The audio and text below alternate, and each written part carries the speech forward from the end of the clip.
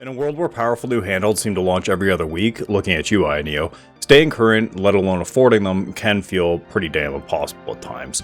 But if you already own a solid gaming PC, laptop, or even home console, there's another option worth revisiting: streaming handhelds. Now, devices like the Logitech G Cloud, which just received a new OS update, are getting more capable and more viable than ever.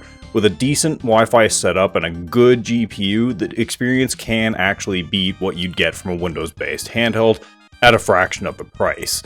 So, let's break down what this update changes and whether the G Cloud is still worth taking a look at in 2025. First, a quick refresher on the G Cloud for anyone that's unfamiliar. It features a 7-inch, 60Hz, 1080p LCD touchscreen with 450 nits of brightness and a standard 16:9 aspect ratio. This means that unlike the Steam Deck, when doing most game streaming, you won't have black bars on the tops and bottom of the screen. Under the hood, it's powered by the Snapdragon 720G. It's not built for demanding games, but it handles lighter Android apps, emulation from Dreamcast downwards, and streaming duties just fine. You get 64 gigs of internal storage, plus a microSD slot for expansion. Now, controllers are very Xbox-like: ABXY buttons, dual asymmetric, short analog sticks, full triggers and bumpers, plus you get vibration and gyro controls. It's also surprisingly comfortable thanks to its textured grip and wider body. Now, on the audio side, it includes stereo speakers, dual mics, a headphone jack, Bluetooth 5.1, and USB-C audio support. Now, there is no Wi-Fi 6, 6E, or 7 here, unfortunately, but the battery does last around 8 to 10 hours depending on your usage. Now, onto the update itself. Logitech has redesigned the G Cloud's home screen, giving it a much more modern feel. It takes clear inspiration from the Xbox dashboard, at least from what I've seen, with simple rows, easy navigation, and larger tiles that make good use of the screen. Once you get past the clutter of the recent section, it looks sharp and modernized. Xbox Cloud Gaming now sits front and center. You can pin your favorite games or apps for faster access. If your setup revolves around Game Pass, this update makes everything feel more streamlined and purpose-built. You also get quick access to GeForce Now, Boostoroid, and Blacknut Gaming, whom I hadn't heard of until my rep gave me a code. Now, if you want to try them out as well, there is a link for a discount for 50% off for your first month. It works well enough in my region and Canada, Ontario specifically, though I can't speak for global reliability. Now, the good news, performance hasn't changed at all from what I can see. Menus scroll smoothly, app switching is responsive, and nothing feels bogged down despite the aging chip found here. That said, the update isn't flawless. The top bar shows 15 previously used apps. Yes, 15 plus the all apps, whatever, my bad. But still, 14 apps is kind of ridiculous. Now, as previously mentioned, this can feel cluttered, especially since the dashboard below already gives you better access to these things through the aforementioned Xbox-like tab system. Now, game tiles don't launch games directly either. Tapping one boots to the Xbox Cloud app. Then you have to tap again to start your game. It's not a deal breaker, but it does disrupt the otherwise slick flow. Now, even weirder, you can't open the Xbox Cloud Gaming app directly inside. Instead, you're forced through the Xbox app, which loads the mobile version with no cloud streaming. It is a baffling limitation. Now, the flyout menu here, other than being seemingly unchanged with the new kind of UI theming, this is accessed by holding the home button. It remains just unchanged, there's nothing new to it. They could have added toggles for maybe the haptics level or the Wi-Fi switching for my instance when I'm roaming around, going from the main floor to upstairs, things like that. The Wi-Fi doesn't always do the auto roam hopping, so it's nice to be able to just have a quick Wi-Fi toggle, even just that, to reconnect to the main or more stronger access point if you have a 1 SSID type network. Now, for the most outrageous change of all, they removed light mode. No retina searing menus to jolt you awake, just dark mode forever.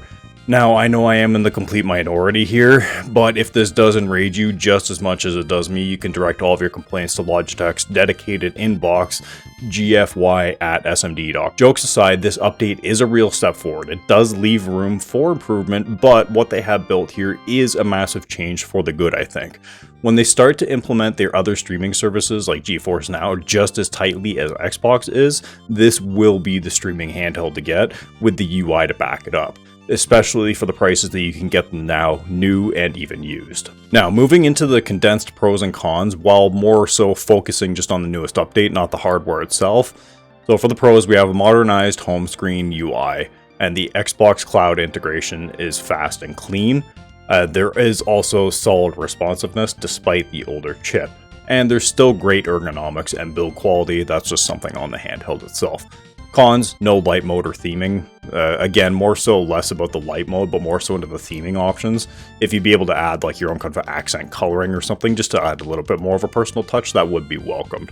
The top bar or the Recents app feels really cluttered, and the game tiles don't launch directly into the games themselves, so you basically need to tap your game, wait for it to load in the whatever, and then tap that game, like press play within the desired app. Now, this is obviously just like an Android kind of limitation of going from app switching and everything, but if they could implement something where it just directly launches into the game from the home screen, that would be perfect. And as the final con, it is still running Android 11. I don't even know what they're at now, like 14, 15 or something, but it's still receiving updates, obviously, and support, so that is a good thing. If you're wondering if this device in general is for you, personally, I would say don't bother if you already have a modern gaming handheld. While this device offers key and valuable upgrades over streaming games on your phone or something with a controller grip, the justification to have both a streaming handheld and a dedicated like PC handheld doesn't make a whole lot of sense to me personally.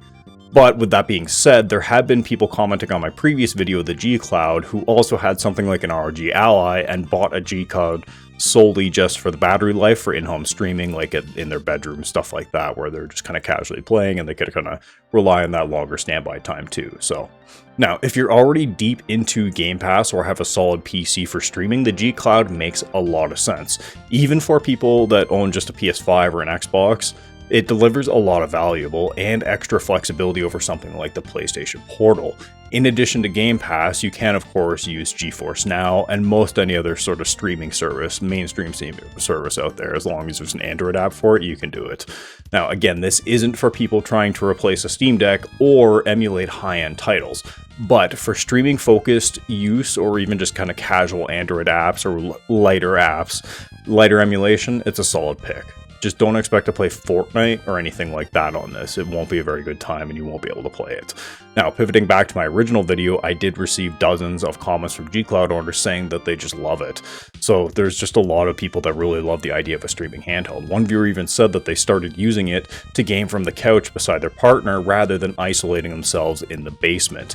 And you know what, honestly, I kind of get it. Before getting into modern handhelds, I was stuck in the basement just kind of playing solo because that's where the computer kind of just always was. I never really had a console. You know, it just wasn't the whole thing.